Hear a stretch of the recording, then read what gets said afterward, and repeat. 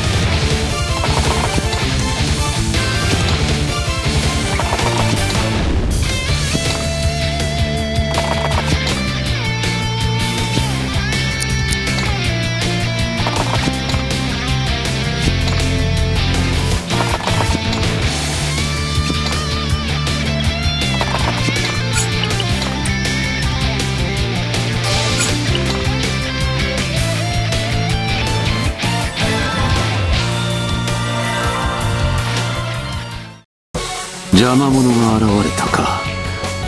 しかし儀式の邪魔をさせるわけにはいかん。我が黒竜魔導士団に任せておけば奴らのことなど心配するに及ばぬ。あと少しだ。